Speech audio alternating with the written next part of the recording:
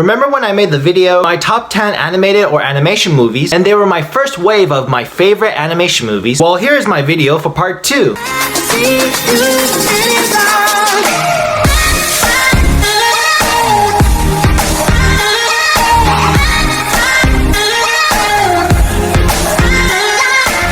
Everyone on YouTube, and welcome back to my channel. For today's video, like I discussed before, this is a part 2 of my previous made video. If you haven't watched that video, you should probably go watch it now and then come back. If you are, welcome back. Your choice. Anyways, basically this is a continuation because there's so much fun animation movies out there that it is hard to keep up. But here is 10 more, and you might have seen these movies, maybe not, but hopefully I might convince you enough to go check it out. And with all that being said, let's go straight to it.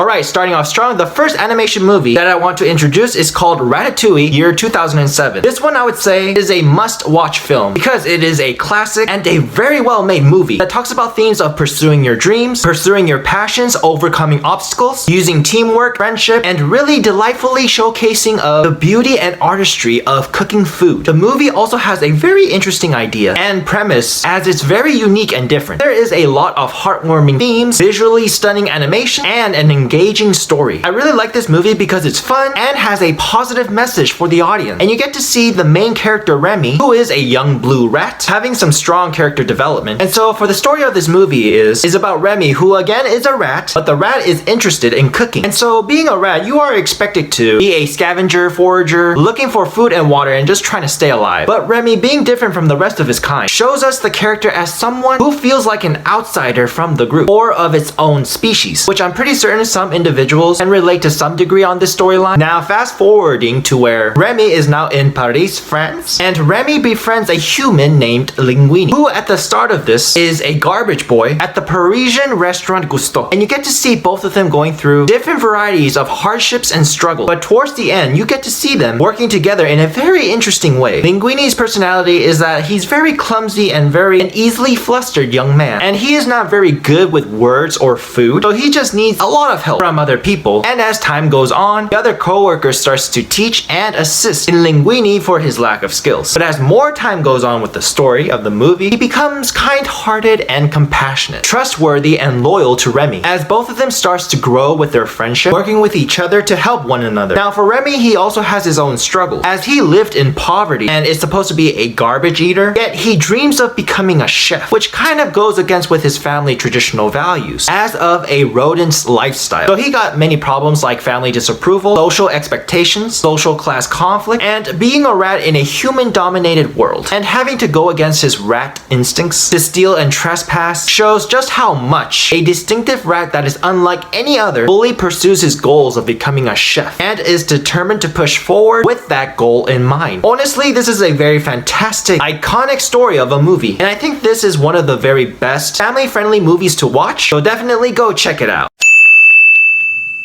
Now for the second animation movie for this video is called wallE, year 2008. This one is also very iconic. Kind of would say this is like a hidden gem of a movie. I don't see this movie being mentioned a whole lot, but I would definitely say this movie is a must watch, as this is about showcasing the dangers of unchecked consumerism, the importance of environmentalism, the value of genuine human connection, and purposeful living, which these are by themselves very heavy topics of discussions. But just a side note, I've taken a philosophy ethics class before, and my professor actually showed this movie to us. Not the whole movie, but a part of it, presenting the humans that are living in the society in the movie of wallE. And this movie really illustrates very well of what this first English philosopher, Jeremy Bentham, claimed of pain and pleasure. How we humans usually seek pleasure and happiness while also trying to avoid pain and adversity. His core principle is actions are right if they promote happiness and wrong if they promote unhappiness. And this is all under the theme of utilitarianism, where it means to promote the greatest happiness for the greatest number of people, in Bentham's view, which at first may sound really good on paper, but if we focus too much on one side, then we might neglect the other side and its key element from it. And later on, we are introduced to another English philosopher, John Stuart Mill, who argues that utilitarianism is not a doctrine worthy of swine. And what that means is, the theory is not fit for humans because it reduces the recognition of a higher purpose to life than the mere pursuit of pleasure. And seeing this movie, you just get to see how everyone is being way too comfortable with their lifestyles that it actually hinders their progress of human capacity to the fullest. They are kind of trapped in this utopic illusion, which the movie showcases very well. Kind of makes you want to think, and it's pretty interesting. But anyways, back to the story of the movie. You have this little waste trash load lifter robot named wallE, who is mostly tidying up the junk on the earth. And during these 700 years, wallE has developed a personality, which is also very interesting because now he is experiencing the emotions of loneliness. Just him being the last robot on earth just really tells you the conditions on earth is not that great. But a probe was sent on earth by a ship called Axion, which is a massive luxury starliner spacecraft that the rest of humanity fleet on from earth. Now this probe name is Eva, and wallE is in love with her. But the story and the adventure takes place when Eva is being sent back to the Axion, and now wallE is trying to follow her to be with her. wallE now comes aboard to the Axion, and so we get to see a lot of what goes on in the ship and explore many different areas, which will be fun to watch. wallE meets up with new friends and meeting new people. Not only that, wallE and the others soon discovers that there is something going on in this spacecraft. But what happens in this movie is something that the audience, like yourself, will have to find out what really happens in the movie.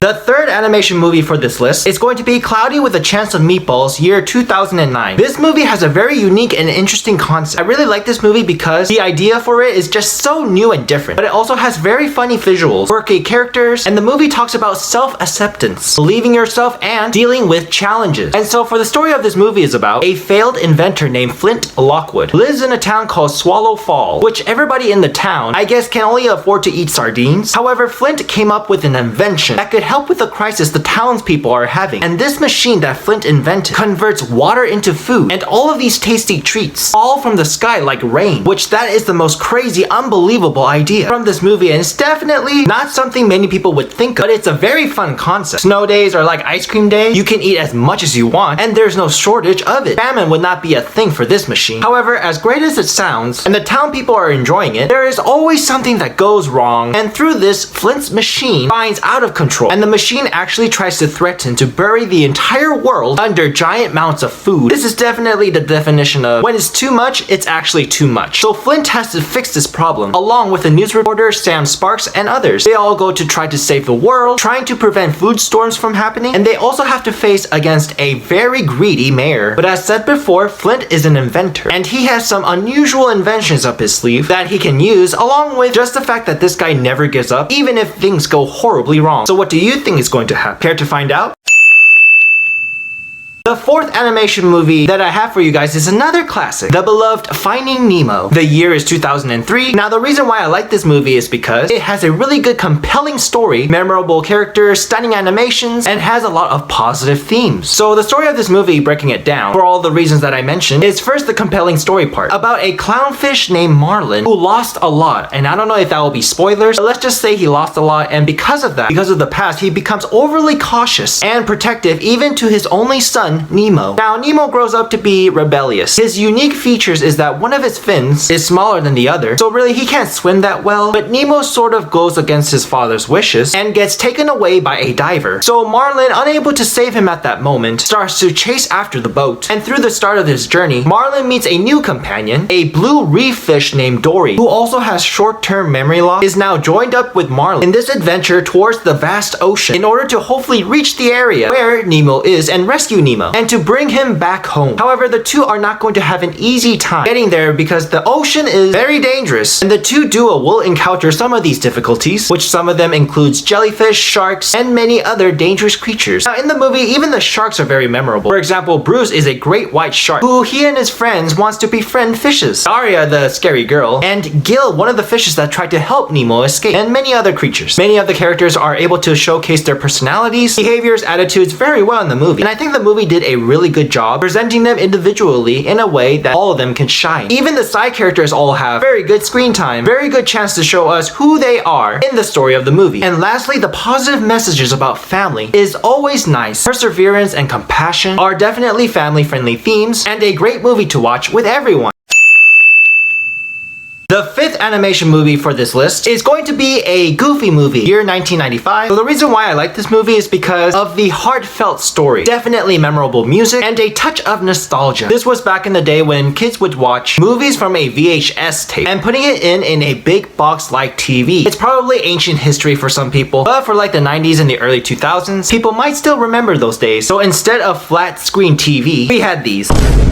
In those times, you could also record the channels. But anyways, going off topic, the story of this movie is about a father and son relationship where Goofy the father and Max the son gets into an argument with what they want for each other. Goofy wants to bond with Max, and he means well, but sometimes Goofy is clueless, and that part of Goofy embarrasses Max a lot. And Max is an adolescent who wants to do what boys normally want to do, which is to be cool, impress his crush Roxanne, and to go to a Powerline concert. However, what happened was Max got into trouble with the high school principal with a prank, and so Goofy is concerned about him. Goofy's heart is in the right place, but him being clueless decides for himself what Max needed was to go to a camping trip, to go fishing with him, and sort of have a father-son bonding moment. But this kind of ruins Max's plan to go to the concert and impress Roxanne. And so the two of them, father and son, go on this camping trip that is wildly unexpected. But we also get to see some good raw emotion that comes out in the movie, which a lot of people can relate, especially if it's like the situation with parents and teenagers, that sort of dynamic. It's nice to see a bit of that dialogue being presented here. And so eventually, the song Eye to Eye by Tevin Campbell is so good. It's a song you might definitely enjoy. Catchiness, the rhythm, the high notes, and the range is so incredible. I sometimes listen to that song from time to time, and it just, again, brings a lot of nostalgia. And we also get to see the two main characters slowly develop their own character development. I would also recommend seeing the second part of the movie, because in that movie, Max grows up and goes to college. And you get to see this nice coming-of-age storyline, and it's just also a feel-good, fun, very wholesome movie to watch.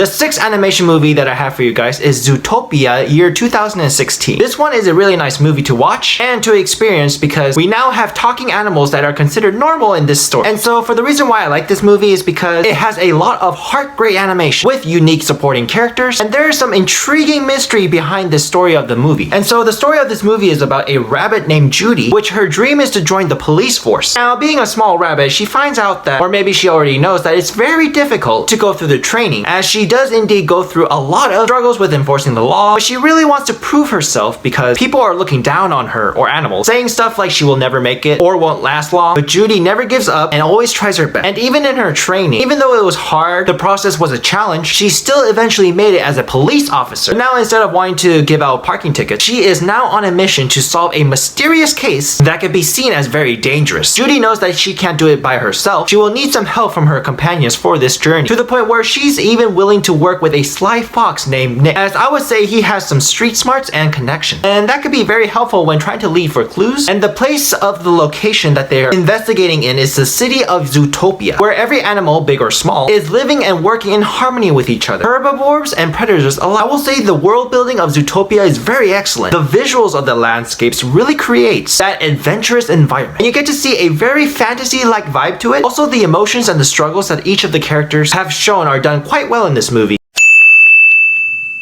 Speaking of talking animals, the next seventh animation movie I want to share with you guys is called Sing, and the year is 2016. I really like this movie because of the catchy soundtracks. It has humor and emotion, unique storytelling, and talented voice acting as well. It also indeed has some relatable characters. And so the story of this movie is, you have this koala named Buster Moon, and he presides over a once grand theater that has fallen on hard times. But since the koala is optimistic, and he doesn't want the theater's former glory to die off, so instead he decides to put everything on the line and create a singing competition. Now, this grand singing competition must have a grand prize, which is money, and because of that, we are introduced to a lot of different characters, but mainly we are focusing on 5 individuals. So we have a mouse, a timid elephant, a pig, gorilla, and a porcupine. Now, each of them are unique characters with unique stories behind each of them, and they can be sometimes very relatable. For example, the mouse is very prideful. He goes off as like a big shot when really he is not. Then we have the elephant, who has an amazing singing voice, but has stage fright and is very nervous on stage. The pig is a wife and mother to a lot of kids, and she wants to do something different for herself. The gorilla is a son to a father who is a criminal, and the son doesn't want to be like his father, but wants to be a singer, so the expectations are shifted. And finally, the porcupine. She and her boyfriend are punk rock musicians, trying to make it big with their skills, but are struggling. You get to see a lot of different character developments with each of them, and also all of them are trying to overcome their fears and their disadvantages to ultimately pursue their passion for music and singing. This is a very heartwarming and fun movie to watch, watch. And this will definitely resonate with a lot of viewers and the audience watching this film. The 8th animation movie I have for you guys is called Lilo and Stitch Year 2002. By the way, just real quick, as you can see, I wore this just to go along with the theme of the movie. But besides that, I really like this movie because it really emphasizes the word ohana, which means family, a powerful message of being there for one another even when things get difficult. The phrase ohana means family, family means nobody gets left behind or forgotten, is the biggest quote or theme of the entire movie. And this movie has some relatable characters, humor, action, and a heartwarming story. The music and soundtrack is very unique, the movie is based on Hawaii, so we get to see some visual appeal of culture and from the location. Now, another thing that makes this movie unique is that you got this alien from outer space coming down on Earth as he was running away from danger. So the story of this movie is about a young girl who encounters with a galaxy most wanted extraterrestrial. The Hawaiian girl named Lilo adopts the extraterrestrial and names him Stitch. Stitch is now a pet for Lilo because Lilo really wanted to have a friend, and you get to see both of them develop and change over time with their support with one another. Lilo has a hard time fitting in with others, and Stitch wants to destroy everything in his way. But over time, they begin to change their ways through the help of love and family. Lilo tries to open Stitch's heart to be able to care for others. Also, Lilo's sister, Nani, fighting custody for Lilo, and so she struggles with child services, wanting her sister to stick together with her, and she really does try her best. And also this guy, Cobra Bubble, who is a social worker, checks in on them from time to time to see if Nani has the ability to care for Lilo. This movie definitely has a lot of exciting scenes, as well as Stitch, who crash landed on Earth, is also technically on the run from the aliens above, and they are not going to let him go away that easily. So you have that part of the story going on as well, and hearing all this, doesn't it make you want to watch the movie? The 9th animation movie that we'd like to introduce is called Surfsup, year 2007. In this movie, you have talking penguins, talking rooster, and more talking animals. But the theme of this movie is about surfing, which this might be perfect for all the surfers out there. It's a fun movie to watch, but also this movie has a unique mockumentary style, creating an engaging and humorous behind-the-scenes look at the surfer world. So now we are getting into surfer culture, and it has a unique storytelling, as this story is about a teenage penguin named Cody. And so surfing is his life. Goal in life is to be admired and respected, and he thinks he will get that by winning a surfing competition. Throughout his journey of leaving his home Antarctica to Penghu Island, where other surfers are there as well, like Tank Evans and Chicken Joe. But what Cody also admires is a great legend surfer named Zeke, who really inspires the art of surfing to Cody. And later down on the story, we get to see and learn and what truly is important when it comes to surfing. I really enjoy each of the individual characters in the movie. There are like so many hilarious scenes. Chicken Joe has his side own adventure going on. Tank Evans introduces his lady trophies, and you get to see the start of these lessons starting with the grain. It's a parody, and there's also relatable scenes that you can definitely point out. It's just a fun time to watch, relax, and to enjoy the show.